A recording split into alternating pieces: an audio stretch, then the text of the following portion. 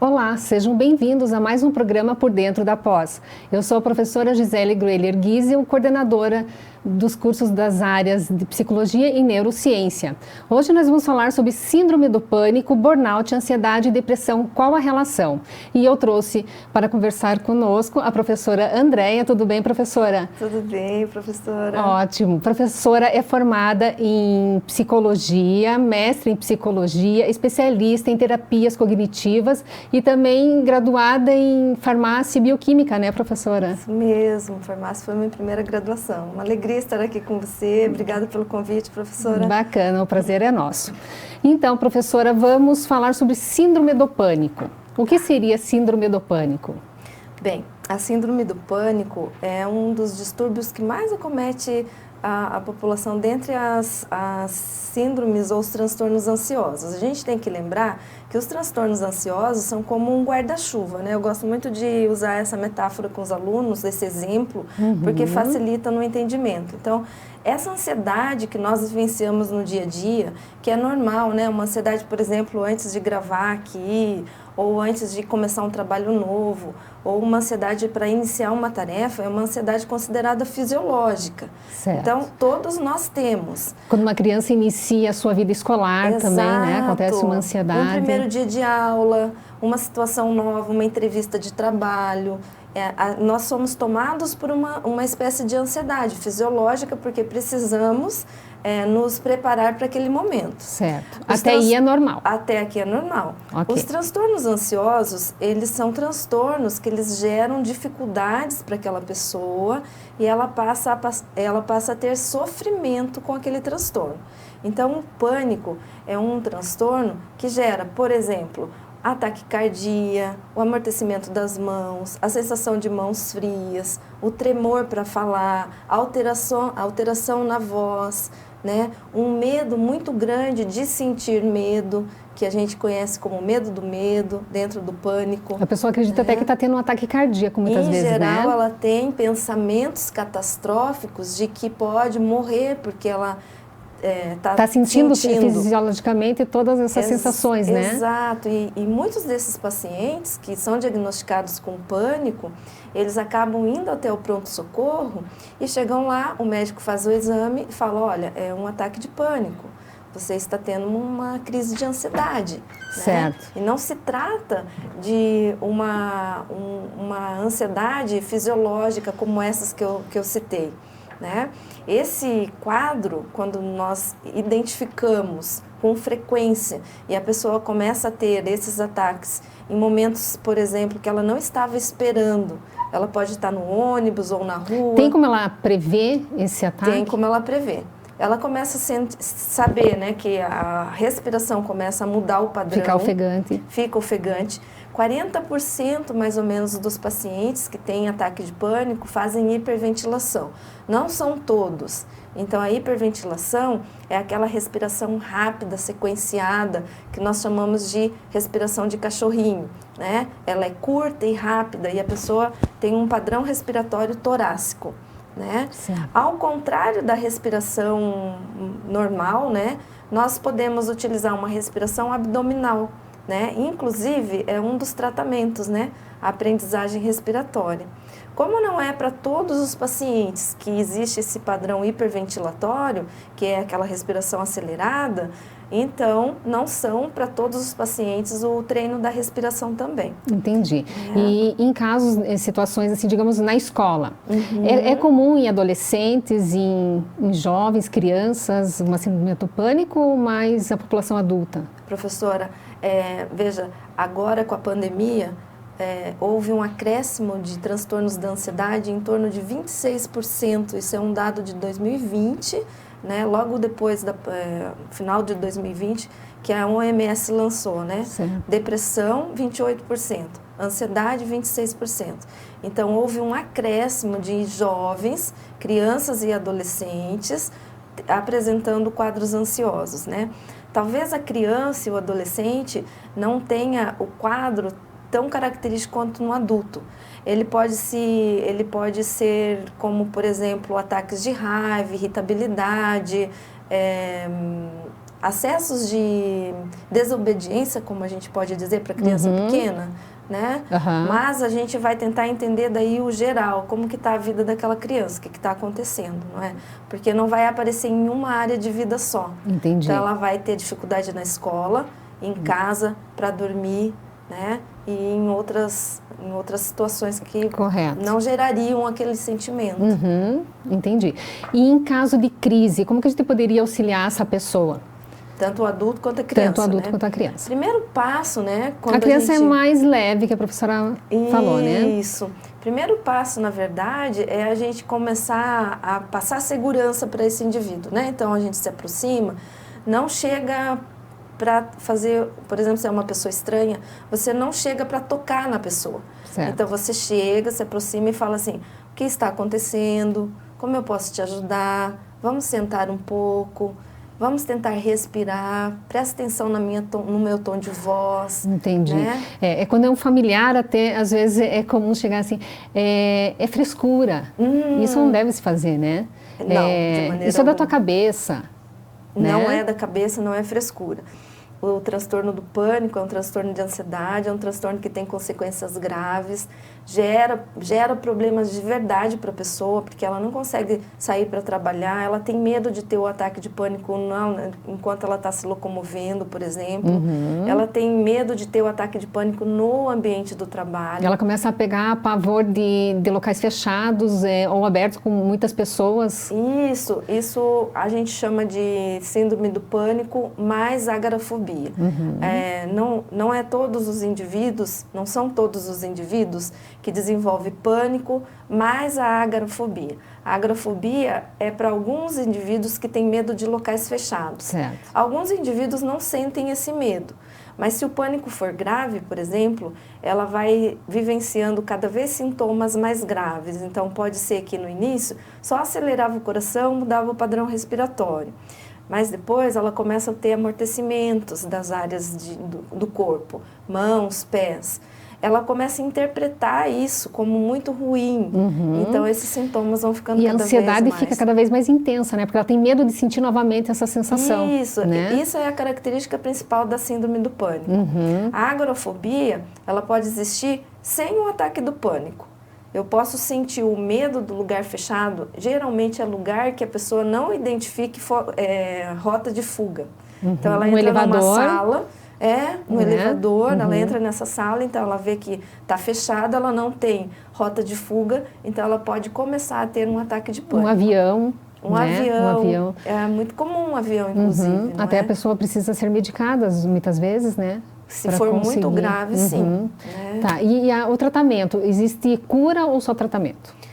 Para ataque de pânico existe cura. Ele é um transtorno da ansiedade, ele é tratável e a pessoa ela se liberta do transtorno de pânico. É diferente, por exemplo, do TOC, que é um transtorno obsessivo-compulsivo, que ele é crônico. Certo. Ela melhora com o tratamento, mas ela tem a vulnerabilidade para desenvolver em outro momento. Com medicação, com psicoterapia?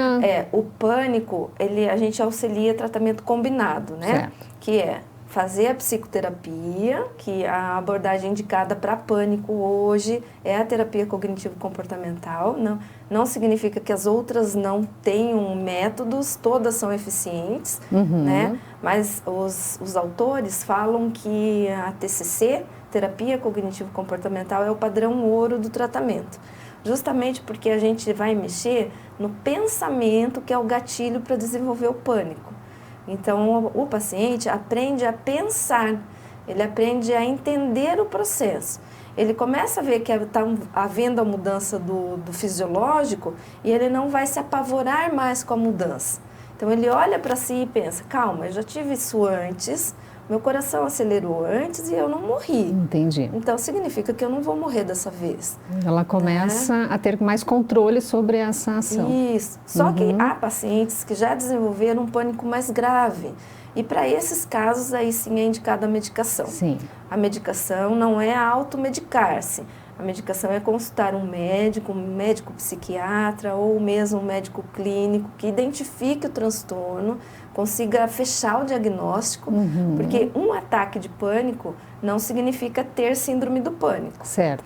Eu preciso de muitos ataques de pânico de forma sequenciada para ser identificado como síndrome do pânico. Entendi. E tem uma maior prevalência no público feminino? Em geral, os transtornos de ansiedade são mais prevalentes para o público Seria feminino. devido à questão hormonal? É uma série de fatores, na verdade é multifatorial, não é? Entra aí vulnerabilidade genética, entra a questão hormonal também. Ambiental. A forma ambiental, a forma como a mulher lida com situações de estresse é um pouco diferente da do homem. Então a mulher, ela tende a comentar mais. Veja que a mulher, ela conta mais sobre a questão que aconteceu, que gerou estresse. O homem já não conta tanto, né?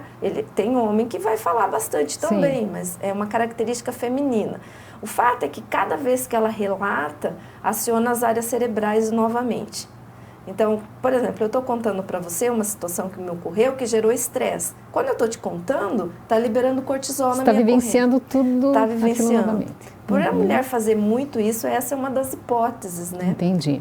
Que os teóricos testam, né? Mas não é uma relação causal. Por exemplo, a gente afirmar isso já fica complicado. Mas eles estudam essa hipótese. Entendi. E a relação da síndrome do pânico com depressão e ansiedade, ela está totalmente ligada ou em alguns casos? Como em alguns casos, não são em todos os casos, né? São transtornos diferenciados, cada um tem a sua classificação certinha lá no DSM, que é o dicionário. Todas elas estão previstas no DSM-5 e tem CID ou nem todas essas? Todas essas estão no CID. Certo. Inclusive o burnout, né? Que nós vamos falar mais à frente, né?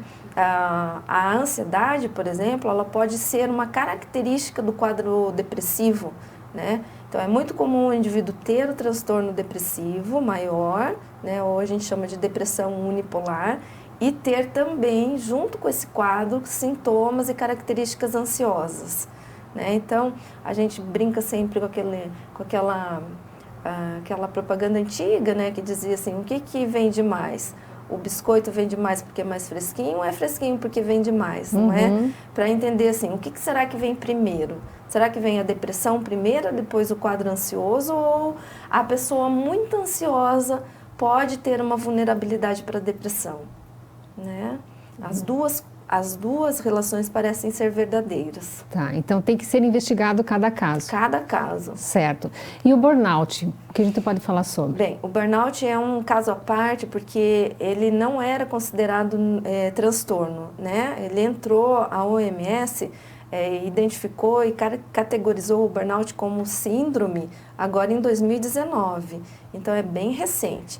Só que ele não é um transtorno como a depressão e nem como a ansiedade, porque ele está mais relacionado com questões de trabalho.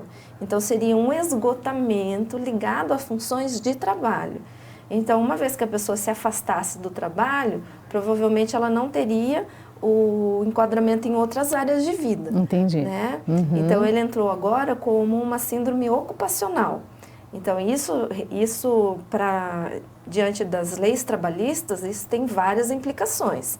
Né? Então, se a pessoa é afastada pelo burnout, ela tem uma série de direitos, inclusive a aposentadoria, né, pelo INSS, se for comprovado de fato que ela está com burnout. Entendi. Existem algumas profissões, né, que é mais característico, como policiais, bombeiros, professores, né, que estão sempre... Médicos. À frente de situações muito, né, muito diversas, então acaba ocorrendo, acho que maior incidência nessas profissões, professora, né? E a gente precisa prestar atenção porque o burnout é um estresse crônico, né? Ele não começou de um dia para o outro. Então, esse indivíduo, ele já tem uma característica de se estressar com maior facilidade. Então, em outras áreas de vida, ele também pode apresentar outras formas de estresse. Então, ele se estressa com coisas familiares, ele puxa muito para ele, esse indivíduo tem características perfeccionistas. Mas sempre ligado a relações interpessoais, né? Isso. A forma como ele lida com as questões é muito autocentrada, então existem na terapia cognitiva, a gente chama de distorções, né? São armadilhas de pensamento. Então, se a pessoa pensar assim, tudo é minha culpa, se o chefe... Aquela pessoa que não permite errar, né? Não se permite, né? Perfeito. Ela está no trabalho e algo acontece, ela já atribui aquilo que aconteceu a ela, né? Entendi. Então, e essas questões podem ser trabalhadas também com a psicoterapia. todos esses quadros ansiosos, depressivos, o burnout, o tratamento ouro é psicoterapia, né? Independente da abordagem. Aquela pessoa precisa do espaço para ser ouvida, né? Ela precisa conseguir entender o que está acontecendo. Principalmente o burnout, que tem relações com questões trabalhistas. Então, não é muito raro esse trabalhador vir sofrendo abuso moral dentro do trabalho, um trabalho que precisa bater metas e que ele não está dando conta, um perfil dele perfeccionista que faz com que ele se exija mais, e aí ele entra numa empresa que tem um perfil perfeccionista também que exige muito. Então, as duas coisas se conflitam e ele acaba indo para um estresse crônico, um esgotamento total, né? Porque o burnout, a palavra é esgotamento, né? Burnout é um termo em inglês que como se fosse uma chama que queima até esgotar, né? Tá. Atividade física seria interessante para uma pessoa com burnout, É né? uma sequência de mudanças, né? Que a pessoa tem que aceitar fazer, né? Então, num primeiro momento, é legal que ela se afaste um pouco desse local do trabalho. E para isso agora ela tem um amparo legal, né? Da lei. Sim. Então, ela pode ter até 15 dias de atestado se for comprovado, né? Que seja realmente burnout. E aí ela vai se afastando, então ela tem que recuperar a vida dela, atividades prazerosas, contato com a família, com amigos. Mas olha que interessante, né? O que acontece? A pessoa sai para descansar e para entrar em licença e ela vai, claro, ela não vai ficar afastada do celular, não é? E aí no celular ela entra em contato pelo WhatsApp, pelas redes sociais e ela passa a fazer comparações daquele que continuou trabalhando, ou ela fica muito focada em contatos que seriam ligados ao trabalho.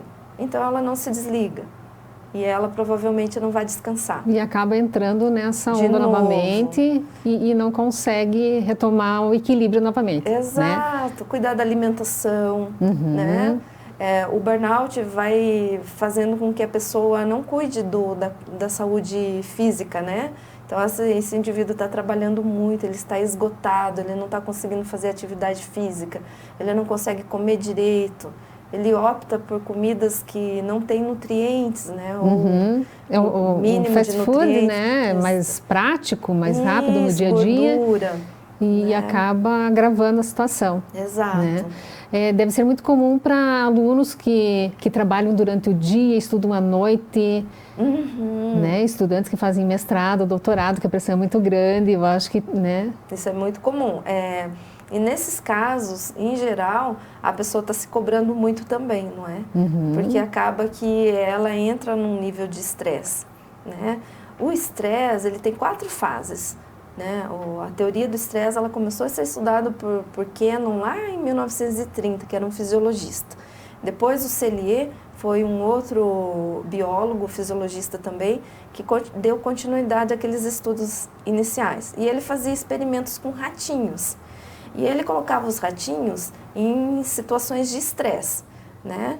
E aí ele começou a ver que o pelo do rato começava a cair, que o rato desenvolvia várias lesões, por exemplo, aftas, lesões na mucosa da boca, que ele ficava muito estressado, que ele não conseguia mais identificar o ambiente, que ele não participava mais das tarefinhas. Aí ele identificou esse quadro como uma síndrome geral de cansaço, como se fosse um esgotamento. Não recebeu inicialmente a palavra estresse.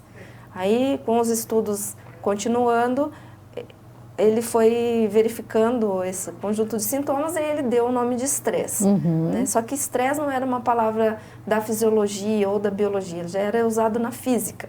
Por exemplo, se você pega um material e coloca outra temperatura, você gera estresse naquele material. Né? E esse nome ficou. Então, aí cada vez mais os estudos foram relacionando e eles foram fazendo estudos bioquímicos. Aí que se identificou a liberação do cortisol e da adrenalina, que são os dois neurohormônios ligados ao estresse, né? E esse cortisol, em uma pequena quantidade, ele é saudável para o corpo. Só que quando ultrapassa o limite do saudável, ele fica deletério para as células. Então a gente fala que é um veneninho que o corpo libera quando está estressado. Então nessa primeira fase do estresse, que é a fase de alerta, é aquela primeira ansiedade que eu citei no início, que é só aquele susto, passa. Mas depois vai para uma fase de cortisol, um pouco mais, em níveis mais elevados no corpo, e gera uma fase de resistência. O organismo está tentando resistir àquela demanda. Se ele não conseguir, ele passa por uma fase de quase exaustão e depois passa para a fase de exaustão. Quando você pega indivíduos exaustos, aqui fisiologicamente falando, é esse indivíduo que faz burnout. Entendi. Porque ele não aguenta mais. E tem pessoas com mais predisposição a essa questão. Tem pessoas com predisposição genética, né? Há tanto a ansiedade quanto a depressão, todos os transtornos mentais, na verdade, têm um pezinho na genética, né? Perfeito. O papo está maravilhoso, professora, mas nós vamos para um breve intervalo e logo voltamos.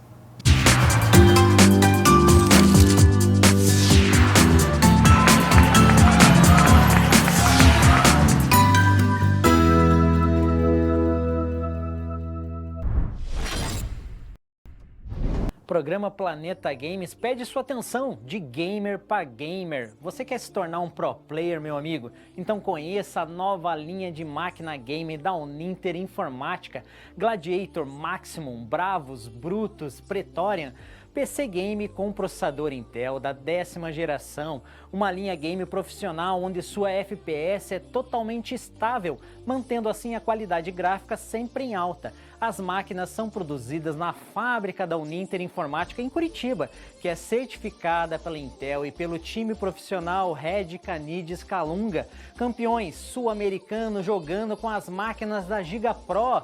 Aproveite e confira também os preços de lançamento dos monitores Game Gigabyte, em breve no nosso site aí na sua tela.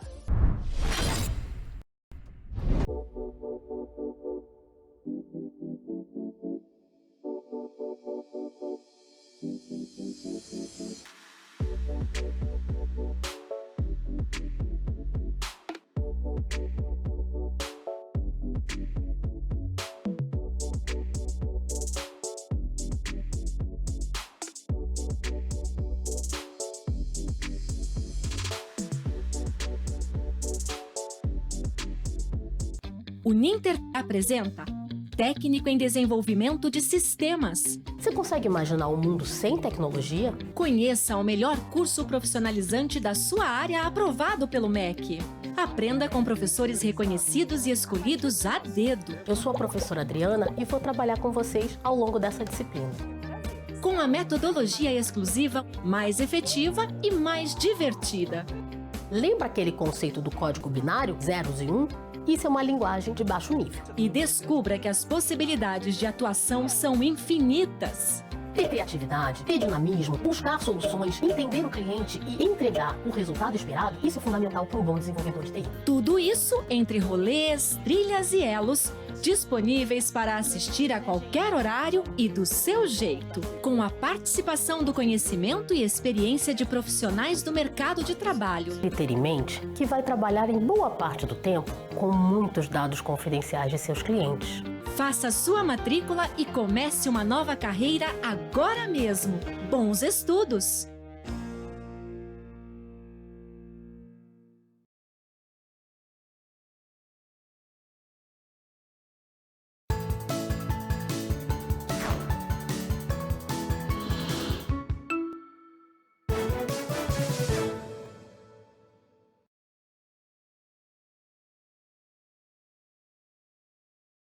Uninter apresenta Técnico em Marketing.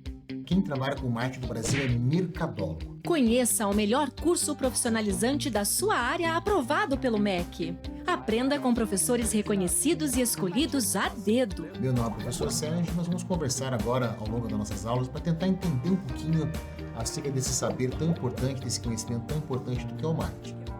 Com com a metodologia exclusiva mais efetiva e mais divertida. Gosto muito que ele fala assim, faça ou não faça. Tentativa não há. E descubra que as possibilidades de atuação são infinitas. Então, marketing hoje, acima de tudo, é saber se relacionar, é saber conversar, é saber interagir, é aquilo que eu falo, a ideia da empatia. Tudo isso entre rolês, trilhas e elos, disponíveis para assistir a qualquer horário e do seu jeito, com a participação do conhecimento e experiência de profissionais do mercado de trabalho. Que realmente as marcas que vão se destacar, que vão vender mais, elas vão ter uma estratégia muito clara de contribuir para o mundo de uma maneira geral. Não só vender produtos, não só fabricar coisas. Faça sua matrícula e comece uma nova carreira agora mesmo. Bons estudos!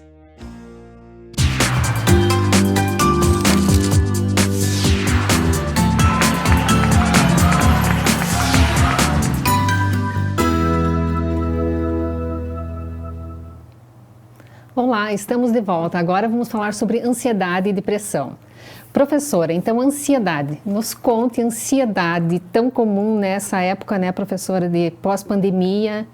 Nossa, como eu havia falado antes, né, que o 26% é um número muito alto, não é? E a gente percebe isso no consultório. Então, muitas pessoas que não passavam por ansiedade nesse nível mais de transtorno, começam a buscar o atendimento de psicoterapia por conta desse quadro, não é? Então, na verdade, a ansiedade, ela é necessária para o ser humano, assim como o medo. Então, se nós não sentíssemos medo, nós não nos protegeríamos em diversas situações. Sim. Se não sentíssemos ansiedade em um nível saudável, nós não estaríamos aqui gravando esse programa, nós não trabalharíamos, nós entraríamos numa zona de conforto. Então, a ansiedade é necessária, né? O problema é que, dependendo da nossa disposição genética e da nossa aprendizagem social e cultural, o grau de ansiedade pode extrapolar. E aí a gente desenvolve transtornos ansiosos, que são vários, né? Antigamente, nós tínhamos, por exemplo, o transtorno do estresse pós-traumático, o transtorno do obsessivo-compulsivo, como eu falei, a ansiedade específica, que é medo específico de alguma coisa, a ansiedade generalizada, o transtorno do pânico com ou sem agorafobia, né? Aí, com a revisão do CID, o TOC foi desmembrado, mas continuou sendo um transtorno ansioso, né? E o TEPT foi desmembrado também para uma classificação de estresse, né? E os transtornos ansiosos ficaram, então, o transtorno da ansiedade generalizada, o transtorno do pânico com e sem agorafobia, que é esse medo de ficar em ambientes, né? A ansiedade social, que é uma ansiedade terrível que faz a pessoa ter medo do seu próprio desempenho, então jamais um fóbico, uma pessoa que tem ansiedade social, estaria aqui gravando, por exemplo, esse quadro. Porque ele tremeria tanto, ele sentiria tanto medo de falar, ele ficaria com a voz embargada, né? E, em geral, o medo do desempenho, a gente vai investigar a ansiedade social, né? Então, que também recebe o nome de fobia social. O TAG é transtorno de ansiedade generalizada, né? Que aí a pessoa tem essa sensação horrível em todas as áreas de vida. Para sair à rua, para assinar um documento, para fazer qualquer coisa. Entendi. Né? Então, é um transtorno, o transtorno ansioso, ele causa muito prejuízo, porque a pessoa ela vai se privando. Então, o que é o problema, na verdade? Que a gente trabalha em terapia. É que a pessoa ansiosa, ela tende a fazer evitação. Então, eu passo a evitar as situações que estão ligadas à minha ansiedade. Então, se eu tenho ansiedade para falar em público, eu não vou aceitar falar em público. Eu vou dar uma desculpa, eu vou falar que eu não posso. Na escola, apresentar trabalho é um sofrimento absurdo para muitas pessoas, né? Então, na escola já dá para fazer um trabalho bem bacana com aqueles alunos, que a gente chama de dessensibilizar, perder o medo, aprender a se expor, como é feito no teatro. Perfeito, ótima dica, né? E aí a criança vai treinando, ela vai sentir um grau de medo, mas ela sabe que aquilo não é catastrófico, que aquilo não é terrível. Então, a ansiedade ela tem implicações gravíssimas para a vida da gente, não é? Se eu não for atrás de buscar um tratamento ou aprender a lidar com a ansiedade, provavelmente ela vai tomando níveis maiores, né? E aí que entra o problema, porque aí pode gerar depressão. Né? Porque, veja, um indivíduo ansioso, ele tem como característica insegurança. Vocês já ouviram aquele ditado que diz que a ansiedade está ligada a futuro? Depressão está ligada a passado. Isso é bem de meme de Instagram, não é? Mas tem um fundo de realidade. Porque o ansioso, ele está sempre no depois. Então, ele acha que o pior vai acontecer, ele tem pensamentos muito catastróficos, ele não confia. Por exemplo, eu gosto muito de um trechinho de uma música que diz assim: o acaso vai me proteger enquanto eu andar distraído. O ansioso não consegue cantar essa música. Ele não desliga Ele nunca. não desliga e ele não acha que o acaso vai protegê-lo. Né? Mas se a gente parar para observar a nossa vida, a gente vai ver que o acaso sempre nos protege, não é? É só que a gente tem que fazer esse filtro positivo. Se eu ficar no filtro negativo, provavelmente eu serei uma pessoa bem mais ansiosa. Outra questão do ansioso é o controle. Então, eu preciso que tudo esteja dentro de um controle para eu não me sentir insegura e desconfortável. Então, eu favoreço a ansiedade. A depressão, ela já é um transtorno um pouco mais severo, porque a depressão, ela, aqui já comprovado, tem fundo genético, né? E ela interfere no humor do indivíduo. Então, a depressão, ela mexe com a estabilização do humor, assim como o transtorno bipolar, né? Então, esse indivíduo, ele tem uma tendência muito a se culpar, ele sente muito desânimo, ele não tem vontade de fazer as coisas, ele tem alteração de sono, apetite. Que é importante a gente expor aqui que a tristeza é comum a qualquer pessoa, mas a tristeza prolongada, que já seria uma depressão, já não é comum. Isso, né? A tristeza é como a ansiedade que eu citei no início. Faz Todos parte. nós passamos por uma situação que nos sentimos tristes ou frustrados. Sim. Isso faz parte da vida. Mas ela deve passar. Ela vai passar e eu vou me reorganizar a partir daquela tristeza. Então, por exemplo, se eu vivenciar um luto, eu vou ficar triste. Não é uma doença, não é um transtorno, faz parte do quadro do luto. Mas eu também não vou poder ficar em luto por mais de 6 meses. Né? Senão eu vou entrar num luto patológico. E esse luto pode gerar depressão. Né? A depressão tem a ver também com a liberação de hormônios, de neurotransmissores no nosso cérebro. Então, pessoas que têm diminuição da liberação de serotonina, que é um dos neurotransmissores principais, ela pode ter uma depressão biológica. A depressão sazonal está ligada a isso. Né? Porque daí não faz sol, a gente precisa do sol para converter a vitamina D e o organismo lidar, né, com todas as suas tarefas metabólicas. E aí a pessoa vai tendo déficit. Está ligado também com a fabricação de serotonina, né? Seria um desequilíbrio químico, então. Desequilíbrio químico. E quando a pessoa deve procurar tratamento, ajuda? Sempre o termômetro não estou conseguindo realizar as minhas atividades. Seja ir para o trabalho, seja cuidar da família. Não tem mais prazer em nada. Não tem mais prazer, ela fica com o pensamento remoendo. É muito comum no depressivo o pensamento que fica remoendo, não é? De passado, de culpa, do que eu deveria ter feito, do que aconteceu, de coisas assim, né? Então, é um alerta, né? Existe a depressão que é a distimia, que é um tipo de depressão que começa na infância. É aquele indivíduo que a gente compara com o personagem do desenho, né? O Lipe lá, que ele falava, ó céus, ó vida, ó azar. Ó azar. Esse era o distímio. Né? Esse indivíduo, a gente já sabe que ele só vê o lado negativo das coisas. Ele só vê o lado negativo.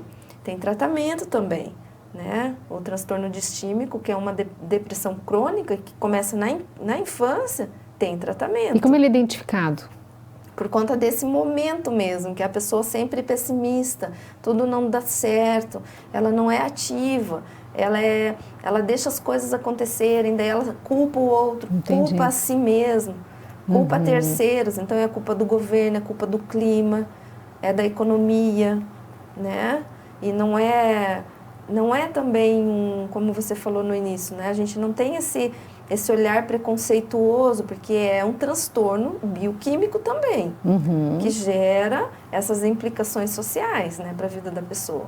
Perfeito. Então, E não pode ter vergonha de procurar ajuda, né, professora? Nunca. Esse é o caminho, né? Porque senão só vai prolongando o sofrimento e pode se tornar uma coisa até mais grave, né? Exato. Índice de suicídios.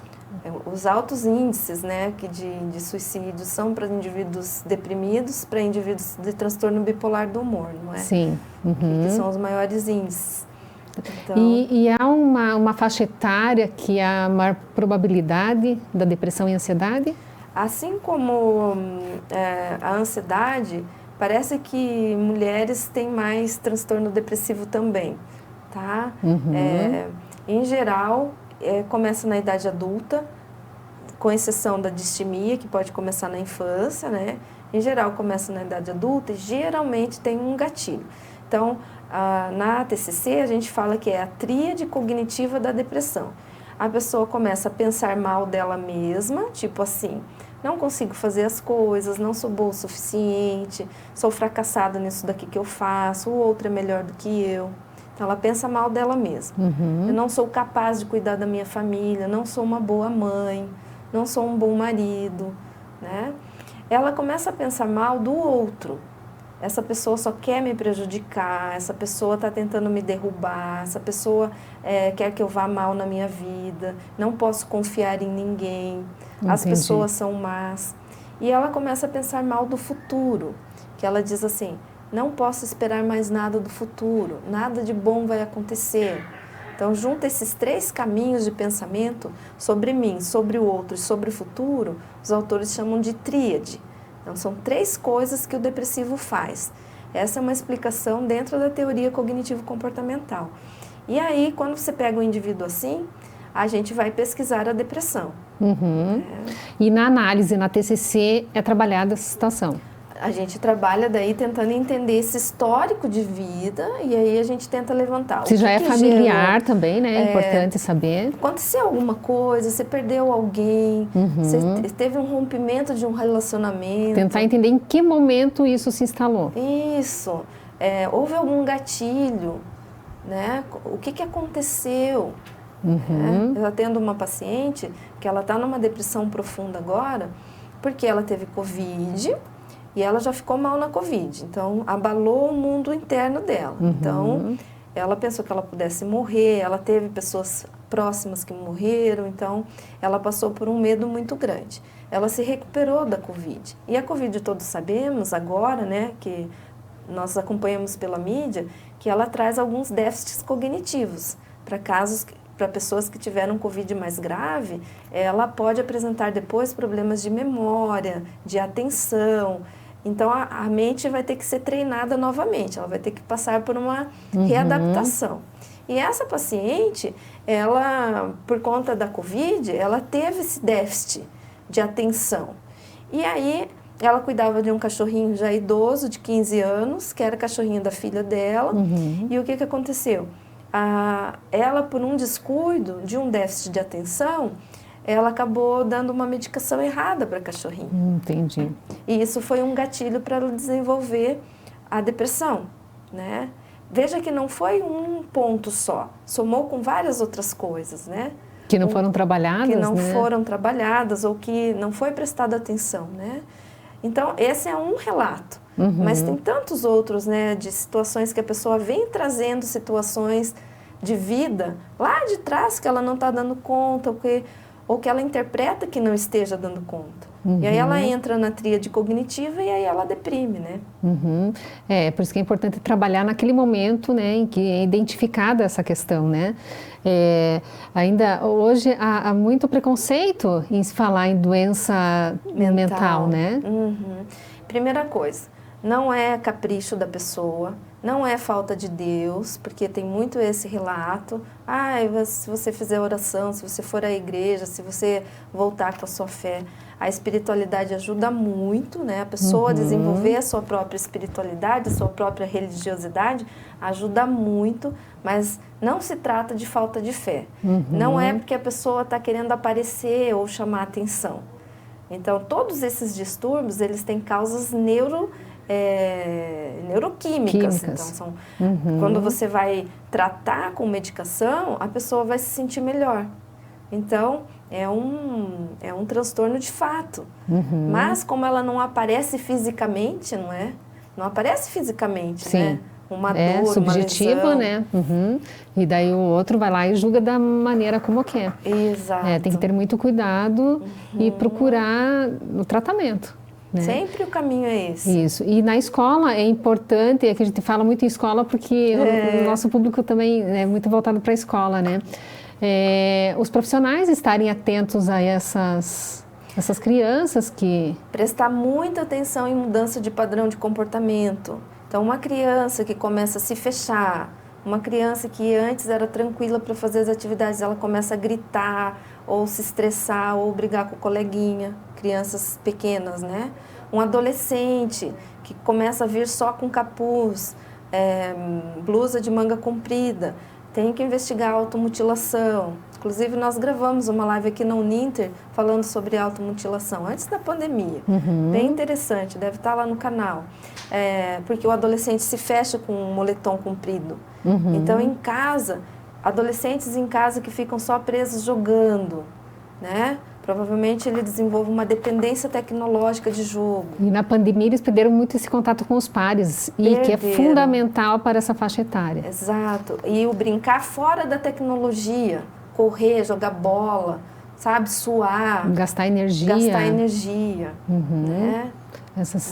Com Várias certeza na pandemia acho que tudo agravou, né? Mas para o professor, o momento de atenção principal é a mudança de comportamento. Então, existe um padrão comportamental. Criança agitada é agitada, você sabe que ela sempre foi agitada. Se essa criança parar... Repentinamente, tem que investigar. Aquele adolescente falante, conversador, brincalhão, que estava sempre com grupos de amigos, se ele se isola, é uma mudança comportamental. E a depressão na terceira idade também é comum, né, professora? Uma das mais comuns, inclusive, não é? Porque o idoso, ele também tem essa questão de ficar remoendo o passado, né? Vivências que aconteceram. Achou que perdeu o valor, que não... Perdeu o valor. Há um dado interessante, né, na literatura, que é assim, não infantilizar o idoso. Porque ele viveu uma vida, ele criou os seus filhos, ele sabe como viver. Tem uma história. Ele pode estar com déficit cognitivo de memória ou com alguma demência, mas ele tem uma história, ele construiu aquela história. Então, o cuidador também não vai poder entrar por esse viés de infantilizá-lo, não é? De não deixá-lo fazer nada, por exemplo. Dele perder toda a autonomia. E muitas vezes o idoso ele se nega a procurar uma ajuda. E como que podemos auxiliar nesse sentido? Como a família pode auxiliar? Assim, em geral, a teimosia é uma característica do idoso. Isso tem explicação neurocientífica. Ela está ligada à inflexibilidade do pensamento. Então, o pensamento inflexível é aquele que não se molda mais para o ambiente. Que é assim, se eu estou com frio, eu coloco a blusa. Né? Eu não fico ali insistindo. Então, eu estou me adaptando às situações ambientais. O pensamento inflexível não se molda muito. Então, a família vai ter que não bater de frente, mas conversar com ele. Tentar trazê-lo pela conversa saudável, pelo diálogo, mesmo ele sendo, às vezes, agressivo, né? Mesmo ele sendo, às vezes, turrão, teimoso. Mas dialogar, sentar e falar assim, pai, vamos tentar fazer desse jeito, vai melhorar para você, vamos lá, vamos junto, eu vou com você. Sempre mostrar o lado positivo que aquela ação pode trazer. Exato. Né? Mas sempre de uma maneira carinhosa, né? Sempre, porque aqui não funciona autoritarismo, né? E vai ser a pior via.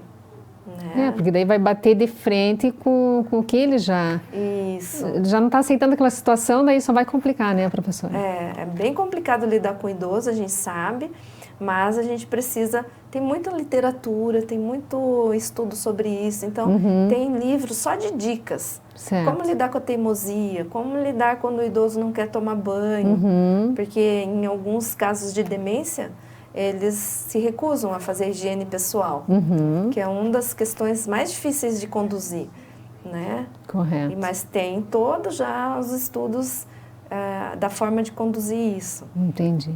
né? E a depressão no idoso tem que ser tratada daí com medicação. Certo. Né? Dificilmente ele vai aderir tão facilmente a uma psicoterapia. Então, fica alerta também a questão quando ele fica mais quietinho, mais calado, seria isso? Isso. Ou o próprio discurso, né? Discurso pessimista, o discurso de culpa, quando fica remoendo muitas histórias, quando chora. Só o passado faz parte da vida. Quando não consegue se alegrar, né, com o neto ali presente, certo. com aquilo que está acontecendo no momento presente. Perfeito.